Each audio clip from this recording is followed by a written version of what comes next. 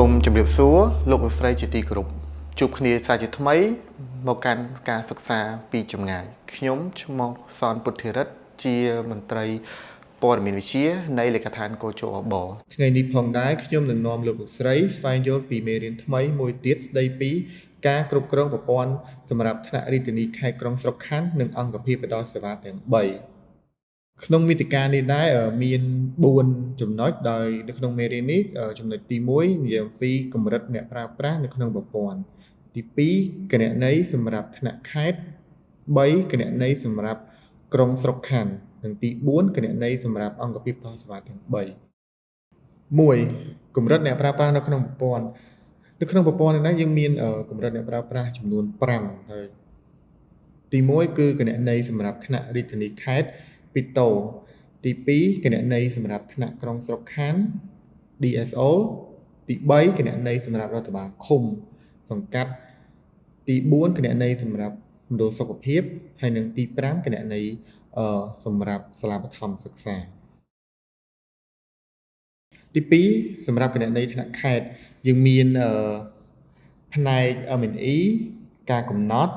វិជាអង្គភាពការបញ្ចូលទិន្នន័យជំនួយនិងគណនីបាទយើងចូលមកកាន់គណនីរបស់ថ្នាក់ខេត្តអញ្ចឹងសម្រាប់គណនីរបស់ថ្នាក់ខេត្តគឺ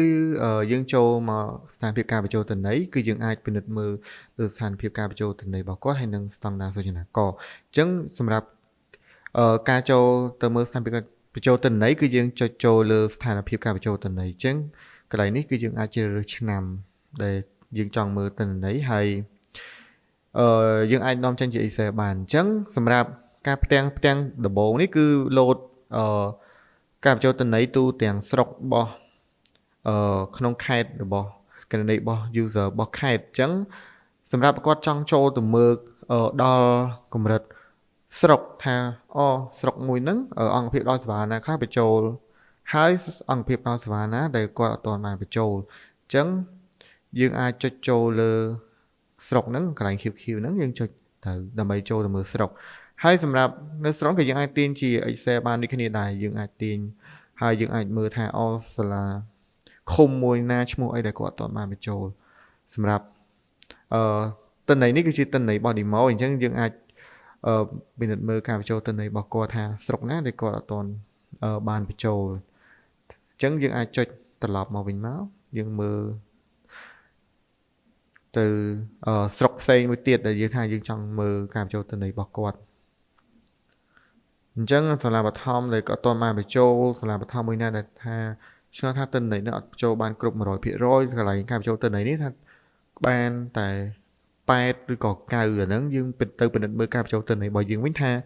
យើងបានបញ្ចូលបានគ្រប់សូចនាករអត់បើយើងទុកប្រឡែងសូចនាករណាមួយចោលនឹងកន្លែង load នេះគឺអត់ពេញ 100% នៅអង្គភាពមួយហ្នឹងកន្លែងខ្លះឃើញ load ពី8ទៅ9ចឹងបានថាយើងបញ្ចូលអត់គ្រប់សូចនាករអញ្ចឹងយើងអាចនាំចេញជា Excel បានឬក៏យើង level ខេត្តយើងចង់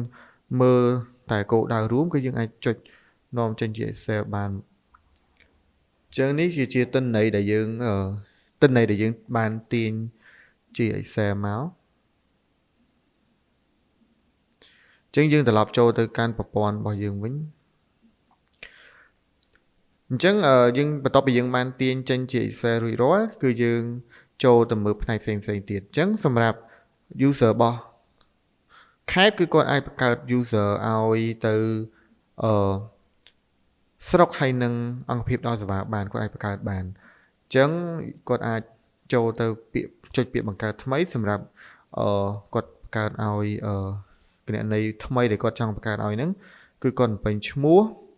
page លេខទូរស័ព្ទហើយអង្គភាពលេខនេះសំដៅទៅលើតួនាទីរបស់បុគ្គលរបស់គាត់ដែលត្រូវបង្កើតហ្នឹងហើយតួនាទីនេះគឺកន្លែងនេះសំដៅទៅលើ level ដែលយើងបង្កើតឲ្យគាត់ដូចមានឃុំមានស្រុកមានមណ្ឌលសុខភាពសាលាបឋមសិក្សាអញ្ចឹងយើងបង្កើតឲ្យគាត់យើងអាចជ្រើសរើសខណ្ឌស្រុកខណ្ឌដែលយើងបង្កើតឲ្យគាត់ហ្នឹងក្នុងហ្នឹងយើង select លើមួយណាទៅហើយអង្គភាពដែលយើង បង្កើតតែឥឡូវនេះតើតែយើង select តួនាទីគាត់ដែរអញ្ចឹងកន្លែងបើសិនជាយើងយក level ត្រឹមស្រុកទេគឺអង្គភាពនេះគឺអត់មានទេអង្គភាពនេះតើតែយើងជ្រើសរើសយកទៅcommune បានមានថាអង្គភាពដល់សេវាទាំង3បានមានអញ្ចឹងយើងចុចបាយ email ហើយសម្ងាត់នឹងវាដូចគ្នាមកហើយយើងចុចពាក្យបង្កើតអញ្ចឹងសម្រាប់បង្កើតយើងពេលយើងបង្កើតរួចរាល់គឺយើងចូលមកយើងនឹងឃើញជាថាមានបតុងកន្លែងនេះថាមានស្លាយនេះសកម្មហើយសកម្មហ្នឹងសកម្មកន្លែងនេះបានន័យថាជា user ដែលអាច log ចូលបានអញ្ចឹងក្នុងករណីដែលគាត់ឈប់ផ្លាស់ប្ដូរគណនីថ្មីគឺកន្លែងនេះយើងអាចចុចចូលទៅកែហើយយើងអាចចុចដក text លើសកម្មរបស់គាត់អញ្ចឹងយើងអាចដក text កន្លែងហ្នឹងទៅគឺគាត់ប្រើប្រាស់គណនីហ្នឹងលេងបានហើយអញ្ចឹងយើងអាចកែព័ត៌មានបានផ្សេងៗទៀតហើយយើងចុចរក្សាទុកមកអញ្ចឹងកន្លែងបង្ហាញនេះគឺយើងបង្ហាញព័ត៌មានដែលយើងបានបង្កើតដែលយើងបានបំពេញឈ្មោះតួនាទីរបស់គាត់ហ្នឹងទៅហើយសម្រាប់កូនសោនេះគឺយើងសម្រាប់ផ្លាស់ប្ដូរលេខសម្ងាត់ក្នុងករណីថាស្រុកគាត់ភ្លេចលេខសម្ងាត់របស់គាត់គឺ user cat គឺគាត់អាច reset ឲ្យស្រុកបានដូចគ្នាអញ្ចឹងសម្រាប់យើងចូលទៅបញ្ជីអង្គភាពគឺកម្រិតរបស់ cat គឺគាត់អត់អាចបង្កើតបញ្ជីអង្គភាពបានទេបានតែស្រុកឯងអញ្ចឹងពេលគាត់ចុចបង្កើតទៅថាសុំទោសអ្នកមិនត្រូវបានអនុញ្ញាតឲ្យអនុវត្តសកម្មភាពនេះអញ្ចឹងគាត់អាចមើលពីគាត់អាចមើលថាអង្គភាពនៅក្នុងស្រុកណាមួយរបស់គាត់អញ្ចឹងមានប្រហែលអង្គភាពឈ្មោះអីអញ្ចឹងគាត់អាចមើលបានតែគាត់អាចចូលទៅកែឬក៏លុបអីបានទេសម្រាប់កម្រិតនេះគឺ level ស្រុកបានគាត់អាចធ្វើបានអញ្ចឹងសម្រាប់ការបញ្ចូលទិន្នន័យគឺដូចគ្នាគាត់អត់អាចបញ្ចូលទិន្នន័យបានទេសម្រាប់ការបញ្ចូលទិន្នន័យអញ្ចឹងនឹង load message ឲ្យថាសុំទោសអ្នកមិនត្រូវបានអនុញ្ញាតឲ្យធ្វើសកម្មភាពនេះអញ្ចឹងយើងចូលដល់ការបញ្ចូលទិន្នន័យតាមដានអញ្ចឹងសម្រាប់ទិន្នន័យតាមដានថ្នាក់ខេត្តគឺគាត់អាចបំពេញទិន្នន័យតាមដានរបស់គាត់បានគាត់អាចបញ្ចូលទិន្នន័យតាមដានរបស់គាត់បានដោយគាត់ជ្រើសរើសរដ្ឋបាលស្រុកឬក៏រដ្ឋបាលឃុំណាដែលគាត់ចង់តាមដានអញ្ចឹងគាត់អាចចុចចូលតាមដានបានហើយសម្រាប់ប្រភេទតាមដានគាត់អាចជ្រើសរើសថាថ្នាក់ខេត្តគាត់តាមដានឬក៏មានថ្នាក់ជាតិណាដែលគាត់អត់មានគណនីឲ្យចង់ឲ្យខេត្តបញ្ចូលឲ្យគាត់អាចបញ្ចូលបានដែរអញ្ចឹងកន្លែងនេះគឺដូចគ្នាយើងបំពេញជ្រើសរើសគឺយើងអាចជ្រើសរើសបាតចាស់អូខេអញ្ចឹងសម្រាប់ការបំពេញហ្នឹងគឺយើងអាចបំពេញបានបិទឬក៏មិនបានបិទតាមអ្វីដែលជាក់ស្ដែងដែលថាយើងបានចុះទៅតាមដានហ្នឹងហើយសម្រាប់បរិយាយហ្នឹងគឺយើងអាចបំពេញបរិយាយហ្នឹងបានយើងបំពេញបរិយាយថាយើងតាមអ្វីដែលជាក់ស្ដែងដែលមានដែលគាត់បានបិទនៅរដ្ឋបាលឃុំឬក៏សាលារបស់គាត់ដែលយើងបានបិទតាមដានហ្នឹងអញ្ចឹងសម្រាប់គណនីរបស់ខេត្តគាត់អាចចូលទៅផ្លាស់ប្ដូរលេខសម្ងាត់បានថាខ្លួនគាត់ថាពេលបន្ទាប់ពីគាត់បាន email លេខសម្ងាត់ពីថ្នាក់ជាតិគឺគាត់អាចបញ្ចូលកែ reset password ដោយខ្លួនឯងបានដោយគាត់ reset password ថ្មីអញ្ចឹងគាត់វាយ password បច្ចុប្បន្នពាក្យសម្ងាត់ថ្មីហើយកន្លែងនេះវាយដូចគ្នាមកចុចផ្លាស់ប្ដូរអញ្ចឹងemail របស់គាត់និង password របស់គាត់ហ្នឹងនឹងផ្លាស់ប្ដូរហើយទី3គណនីសម្រាប់ថ្នាក់ក្រុងស្រុកខណ្ឌយើងមានផ្នែក M&E ការកំណត់បញ្ជីអង្គភាពនិងការបញ្ចូលទិន្នន័យឥឡូវយើងចូលមកប្រព័ន្ធរបស់យើងចូលនៅកម្រិត level របស់រដ្ឋបាលក្រុងស្រុកគាត់អាចមើល M&E ស្ថានភាពការបញ្ចូលទិន្នន័យរបស់រដ្ឋបាលក្រុងស្រុករបស់គាត់ការកំណត់គឺគាត់អាចបង្កើត user ឲ្យអង្គភាពដោយសេវាទាំង3បានហើយជីអង្គភាពគាត់អាចបង្កើតជីអង្គភាពសាលានិងមណ្ឌលនៅពេលដែលមានការកើនឡើងនៅក្នុងឆ្នាំថ្មីដែលគាត់ត្រូវបញ្ចូលគឺគាត់អាចបង្កើតដោយខ្លួនឯងបានសម្រាប់ការបញ្ចូលទិន្នន័យគាត់អាចបញ្ចូលទិន្នន័យក្រុងស្រុករបស់គាត់ហើយនឹងអង្គភាពទិន្នន័យរបស់អង្គភាពដោយសេវាហើយការបញ្ចូលទិន្នន័យរាយការណ៍តាមដានដោយគាត់អាចបញ្ចូលបានរាយការណ៍ហើយនឹងតាមដានអញ្ចឹងយើងចូលដើម្បីមើលពីស្ថានភាពការបញ្ចូលទិន្នន័យយើងចូលទៅកាន់ M&E យើងចុចលើពាក្យស្ថានភាពនៃការបញ្ចូលទិន្នន័យយើងអាច select ជ្រើសរើសឆ្នាំនៃឆ្នាំទិន្នន័យអញ្ចឹងបន្ទាប់ពីយើងជ្រើសរើសឆ្នាំហើយយើងចុចពាក្យបង្ហាញអញ្ចឹងសម្រាប់ លទ្ធផលបង្ហាញខាងក្រោមហ្នឹងគឺគាត់អាចមើលឃើញទិន្នន័យរបស់អង្គភាពដោយសេវានៃការបញ្ចូលទិន្នន័យនេះជាទិន្នន័យរបស់ demo អញ្ចឹងដើម្បីទាញយកទិន្នន័យនឹងបានអញ្ចឹងយើងចុចនាំជា Excel អញ្ចឹងបន្ទាប់ពីយើងចុចជា Excel ហើយយើងអាចទាញមើលពីស្ថានភាពដែលយើងបានដើម្បីធ្វើជារបាយការណ៍ផ្សេងៗបានអញ្ចឹងយើងចូលទៅការកំណត់អញ្ចឹងសម្រាប់ការកំណត់គឺយើងអាចបង្កើតគណនីរបស់អង្គភាពដោយសេវាគឺយើងចូលទៅកន្លែងពាក្យបង្កើតថ្មីនេះមកយើងអាចជ្រើសរើសឈ្មោះដែលអ្នកប្រើប្រាស់ហើយជ្រើសរើសភេទលេខទូរស័ព្ទហើយអង្គភាពគាត់តួនាទីអីឡើយហ្នឹងសំដៅទៅលើតួនាទីរបស់គាត់ហើយឈ្មោះតួនាទីនេះសំដៅទៅលើយើងបង្កើតគណនីវិញយើងបង្កើតគណនីឃុំយើងជ្រើសរើសlevel ឃុំបើយើងបង្កើតគណនីរបស់មណ្ឌលសុខភាពយើងជ្រើសរើសយក health center បើយើងយកគណនីរបស់សាលាគឺយើងចុចយកសាលាហើយកន្លែងនេះយើងអាចជ្រើសរើសយកស្រុកហ្នឹងគឺសំដៅទៅលើស្រុកដែលនៅក្នុងដែនសមត្ថកិច្ចដែលយើងបង្កើតហ្នឹងអញ្ចឹងក្នុងនេះដោយសារ user យើងប្រើគណនី demo របស់តែខ្មែរអញ្ចឹងឃើញ load តែមួយឯងបើសិនជាគណនីរបស់ខេត្តអាចនឹងឃើញច្រើនស្រុកផងអញ្ចឹងសម្រាប់អង្គភាពគឺយើងជ្រើសរើសដែរបន្ទាប់ពីយើងជ្រើសរើសនេះហើយអញ្ចឹងនេះអង្គភាពនេះយើងបានមកពីនៅពេលដែលយើងបានបញ្ចូលទៅអង្គភាពបង្កើតអង្គភាពសិនអញ្ចឹងបានវា load នៅក្នុងហ្នឹងសម្រាប់ឃុំដែលយើងជ្រើសរើសហ្នឹងអញ្ចឹងសម្រាប់ email យើងអាចវាយបញ្ចូល email លេខសម្ងាត់ហើយយើងចុចពាក្យបង្កើតដើម្បីបង្កើតគណនីអញ្ចឹងយើងចូលមកកាន់ពេលដែលយើងបង្កើតហើយយើងអាចស្វែងរកដោយយើងទៅសេ email ក៏បានឬក៏យើងជ្រើសរើសតួនាទីរបស់គាត់ក៏បានដែរដែលយើងសតក្នុងការស្វែងរកអូខេអញ្ចឹងនេះយើងសតអាចយើងជ្រើសរើសតាមតួនាទីរបស់គាត់ទៅ Health Center Primary School ដែលយើងចង់ជ្រើសរើសអញ្ចឹងសម្រាប់គណនីដែលយើងបានបង្កើតហើយគឺទី1យើងអាចកែប្រែព័ត៌មានហើយយើងអាចreset password ថ្មីគាត់បានទៅពេលក្នុងករណីដែលគាត់ភ្លេចreset password អញ្ចឹងយើងចូលដល់បញ្ជីអង្គភាពអញ្ចឹងបញ្ជីអង្គភាពយើងអាចបង្កើតបានបញ្ជីអង្គភាពសាលាហើយនិងមណ្ឌលសុខភាពអញ្ចឹងនៅពេលដែលមានសាលាក្នុងថ្មីដែលអនុវត្តយើងអាចចុចចូលទៅបង្កើតអង្គភាពដោយសេវាគាត់បានអញ្ចឹងសម្រាប់ការបង្កើតបញ្ជីអង្គភាពសាលាហើយនិងមណ្ឌលហ្នឹងគឺយើងប្រើប្រាស់គណនីស្រុកគឺស្រុកគាត់អាចចូលទៅ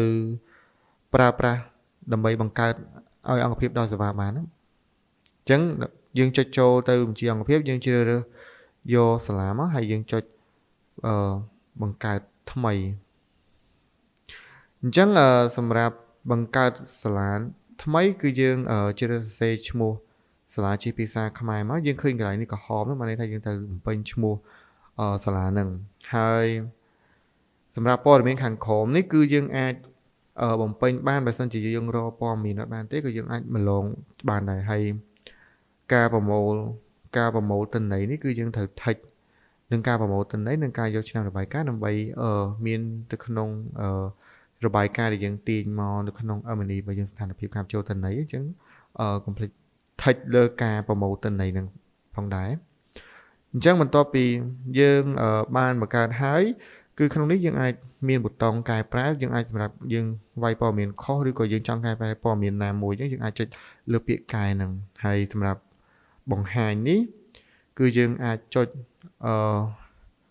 បង្ហាញព័ត៌មានដែលយើងបាន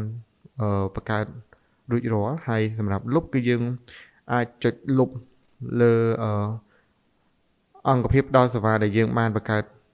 ក្នុងករណីយើងបង្កើតស្ទួន2ដង យើងចង់លុបមួយចោលវិញតែបើក្នុងករណីគាត់បានបង្កើតយូរហើយជាយាមកុំចុចលើការលុបហ្នឹងអាចនឹងបាត់បង់ទិន្នន័យរបស់យើងផងដែរអញ្ចឹងសម្រាប់ការបញ្ចូលទិន្នន័យគឺយើងចុចលើការបញ្ចូលទិន្នន័យមកយើងចង់ចូលលើវិស័យណាយើងចុចទៅលើការបញ្ចូលទិន្នន័យអញ្ចឹងសម្រាប់គណនីរបស់ស្រុកគឺគាត់អត់បាច់ជ្រើសរើសស្រុកទេព្រោះគាត់មានតែគណនីគាត់គឺមានតែមួយអញ្ចឹងគាត់អាចបញ្ចូលទិន្នន័យឃុំផ្សេងៗដែលមាននៅក្នុងរដ្ឋបាលស្រុករបស់គាត់បានអញ្ចឹងនេះជាការបញ្ចូលទិន្នន័យយើងចុចតាមផ្នែកតាមកដាស់ដែលយើងបានបំពេញផ្នែកទិន្នន័យរបស់ឃុំចំណាយយើងចុចមកឡើងផ្នែកចំណាយយើងបញ្ចូលគម្រោងយើងអាចចុចទៅលើផ្នែកគម្រោងនឹងបាន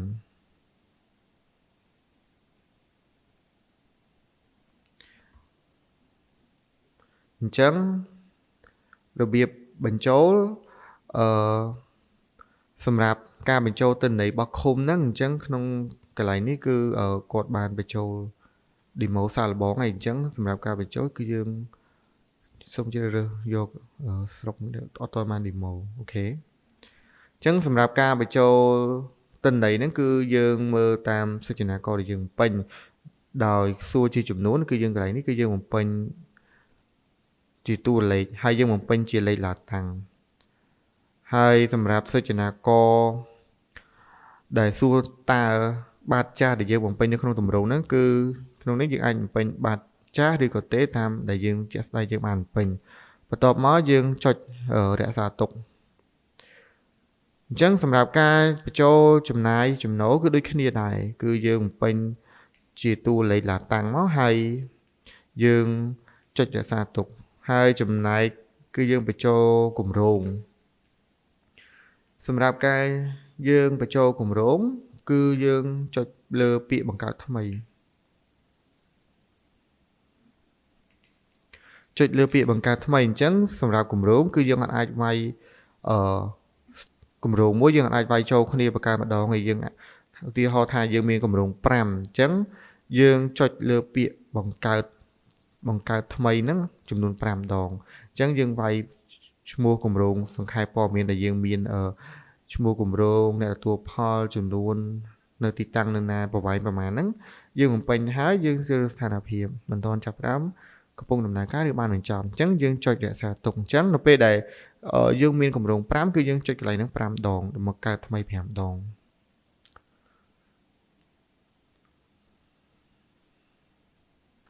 អញ្ចឹងសម្រាប់ការបញ្ចូលផែនការចាបគឺដូចស្តៀងទៅនឹងការបញ្ចូលឃុំដែរយើងសកម្មភាពមួយគឺយើងបញ្ចូលម្ដងអញ្ចឹងយើងផ្នែកខាងក្រៅគឺយើងចុចនៅកន្លែងនេះតែពីបានសរសេរទី1ហ្នឹងគឺសកម្មភាពដែលត្រូវការកិច្ចសហការពីធនធានខាងក្រៅអញ្ចឹងយើងអាចចុចពាក្យបន្ថែមអត្ថភាពអញ្ចឹងសម្រាប់សកម្មភាពមួយគឺយើងបង្កើតម្ដងដែលយើងបំពេញតាមវិស័យដែលយើងបញ្ចូលវិស័យរដ្ឋបាលឃុំសាលាបឋមឬក៏មណ្ឌលនេះយើងអាចជ្រើសរើសយើងបញ្ចូលតាមវិស័យហ្នឹងហើយយើងអាច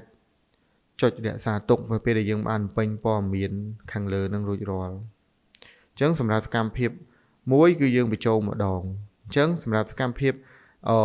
ផ្នែកខាងក្នុងក៏ដូចគ្នាដែរគឺយើងចុចលើសកម្មភាពទី2ហ្នឹងមកហើយយើងបំពេញ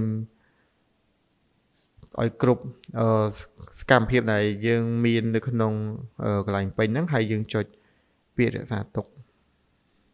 អញ្ចឹងសម្រាប់ការបំពេញហ្នឹងតួលេខគឺយើងបំពេញជាលេខឡាតាំងសម្រាប់ប្រព័ន្ធរបស់យើងអញ្ចឹងយើងចូលដល់ទម្រង់រាយការណ៍តាមដានអញ្ចឹងសម្រាប់ទម្រង់រាយការណ៍នេះគឺមែនតើទៅក្នុងប្រព័ន្ធរបស់យើងគឺ user របស់អង្គភាពដល់សេវាគឺគាត់មាននៅកន្លែងហ្នឹងគាត់អាចបញ្ចូលដោយខ្លួនឯងបានតែជាក់ស្ដែងថាអង្គភាពដល់សេវាណាក៏អត់មានលទ្ធភាពអាចបញ្ចូលគាត់ប្រើ user ឃុំក៏អាចប្រើ user អញ្ចឹងមកក្នុងករណីអង្គភាពដល់សេវាគាត់អត់មានលទ្ធភាពបញ្ចូលគាត់អាចឲ្យស្រុកបញ្ចូលរាយការណ៍គាត់ក៏បានដែរព្រោះកន្លែងហ្នឹងមែនតើគឺរដ្ឋបាលស្រុកក៏គាត់អាចបញ្ចូលបានហើយតម្រង់តាមដាននេះគឺគាត់អាច បញ្ចូលឲ្យសម្រាប់អ្នកដែលមាន user គាត់អាចសុំឲ្យស្រុកជួយបញ្ចូលគឺគាត់អាចបញ្ចូលតម្រងតាមដាននឹងបានអញ្ចឹងយើងចុចចូលតាមផ្នែកណាមួយមកយើងអាចជ្រើសរើសពលិសារនេះយើងប្រើ user របស់ស្រុកអញ្ចឹងយើងអាចជ្រើសរើសឃុំដែលយើងចង់រាយការណ៍អញ្ចឹងយើងចុចស្វែងរកអញ្ចឹងយើងអាចជ្រើសរើសជាប្រភេទអ្នកតាមដានថាថ្នាក់ជាតិសាលាខេត្តឬក៏ខាស NGO អីអញ្ចឹងយើងអាចបំពេញតាមដែលយើងបានពេញមកថាសិទ្ធិរបស់ឃុំបានបិទដែរទេ C1 ហ្នឹងអញ្ចឹងបើថាគាត់បានបិទយើងពេញបានបិទបើហើយបើគាត់មិនបានបិទយើងបំពេញមិនបានបិទអញ្ចឹងសម្រាប់បកយាយនេះគឺយើងអាចទៅសេទៅខ្លឹមសារដែលមានជាក់ស្ដែងដែលយើងឃើញថាគាត់បិទគាត់បានបិទប៉ុន្តែគាត់បិទមិនទាន់ត្រូវលក្ខណៈបច្ចេកទេសអីគឺយើងអាចទៅសេរ៉ាយរាប់ខាងក្នុងបកយាយនេះបានហើយយើងចុចរក្សាទុកអញ្ចឹងយើងចូលទៅសម្រាប់ស្រុកគឺគាត់អាច reset password ខ្លួនឯងបាននៅពេលដែលខេត្តគាត់បង្កើត user ឲ្យគាត់ចង់ផ្លាស់ប្ដូរលេខសម្ងាត់ថ្មីដោយខ្លួនឯងគឺគាត់ចុចទៅកន្លែងរូបខាងចុងនេះហើយចុចលើពាក្យផ្លាស់ប្ដូរលេខសម្ងាត់អញ្ចឹងសម្រាប់ការផ្លាស់ប្ដូរលេខសម្ងាត់គឺគាត់អាចវាយលេខសម្ងាត់ដែលគាត់មានបច្ចុប្បន្នហើយបញ្ចូលពាក្យសម្ងាត់ថ្មី2ដងដូចគ្នាហើយចុចផ្លាស់ប្ដូរពាក្យសម្ងាត់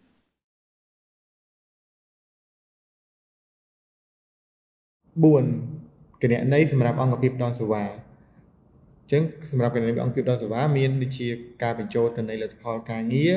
ការបញ្ចូលទិន្នន័យរាយការណ៍និងការបញ្ចូលទិន្នន័យតាមដាន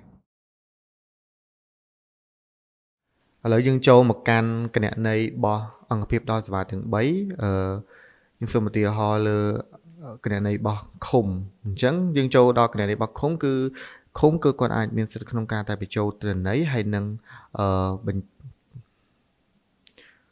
អូខេអញ្ចឹងយើងចូលដល់មកគណនីរបស់អង្គភាពដល់សេវាទាំង3អញ្ចឹងយើងចូលមកគណនីរបស់អង្គភាពដល់សេវាទាំង3គឺអាចនឹងឃើញទូបាខាងលើនេះតិចជាងដោយឃុំសាលាបឋមហើយនិងមណ្ឌលសុខភាពគឺគាត់អាចមានសិទ្ធិក្នុងការបញ្ចូលអញ្ចឹងបើយើងប្រើប្រាស់គណនីរបស់ឃុំកន្លែងការបញ្ចូលទិន្នន័យហ្នឹងលោតសាលាឃុំបើយើងប្រើគណនីរបស់មណ្ឌលសុខភាពនិងលោតមណ្ឌលសុខភាពហើយក៏សាលាបឋមនិងលោតនៅនឹងសាលាបឋមហើយការបិទផសអនេះគឺគាត់អាចបញ្ចូលទិន្នន័យរាយការណ៍របស់ឃុំរបស់គាត់ផ្ទាល់ហើយតម្រងតាមដានរបស់ឃុំដែលថាមានអ្នកផ្សេងគាត់អាចឲ្យឃុំជួយបញ្ចូលឲ្យនៅពេលដែលគាត់បានចូលទៅរាយការណ៍អញ្ចឹងសម្រាប់ការបញ្ចូលទិន្នន័យរបស់អង្គភាពដល់សេវានេះគឺបើយើងប្រើប្រាស់គណនីរបស់ឃុំគឺយើងមានកន្លែងនេះគឺដូចទៅនឹងយើងបង្ហាញទៅស្រុកមិនដែរគឺគាត់មានបញ្ចូលផែនការចាប់អញ្ចឹងសម្រាប់គណនីរបស់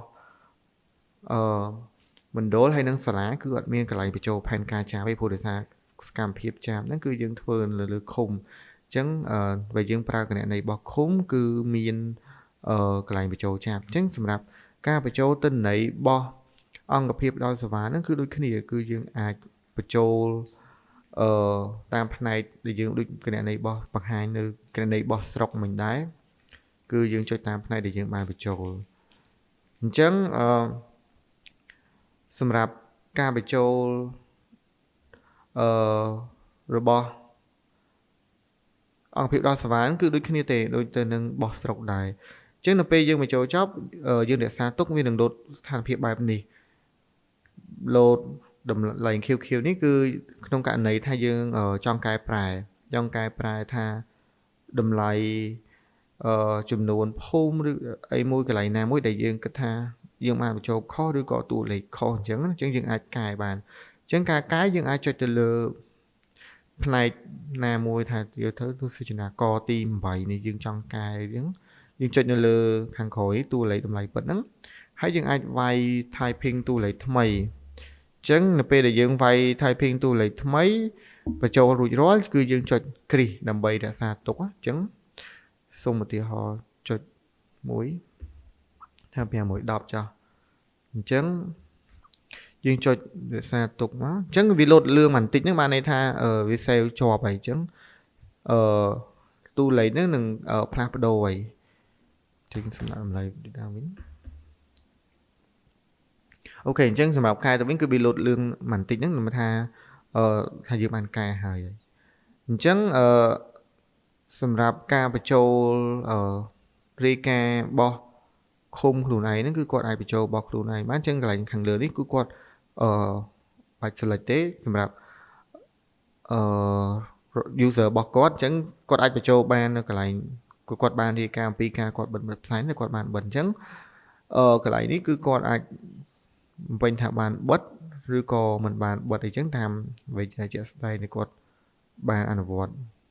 ហើយសម្រាប់បរិយាយនេះគាត់អាចសរសេរអំពីអឺខ្លឹមសារដែលគាត់បានបិទហ្នឹងថាគាត់បានបិទដោយមានទីតាំងនៅណាឬក៏បានបិទអឺប្រើប្រាស់មាន zoom អីត្រឹមត្រូវ i4c ថ្មីតាមអ្វីជាក់ស្ដែងឬក៏គាត់បិទpause on នេះក៏គាត់អាចពេញថាអូទូនទី zip2 របស់គាត់គឺបានបិទតែគាត់បានបិទនៅបិទផ្ទាំងចាស់ឡើយអញ្ចឹងគាត់អាចពេញនិយាយទៅបរិយាយគាត់អាចពេញតាមអ្វីជាក់ស្ដែងគាត់បានបិទហើយ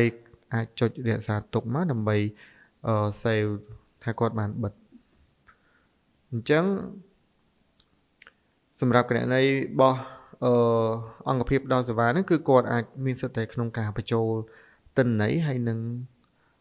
បញ្ចូលទិន្នន័យរី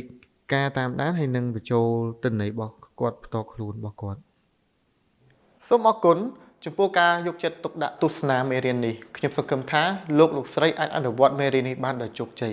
សូមលោកស្រីចុចលើវីដេអូបន្ទាប់ដើម្បីទស្សនានិងសិក្សាមេរៀនបន្តទៀតសូមអរគុណ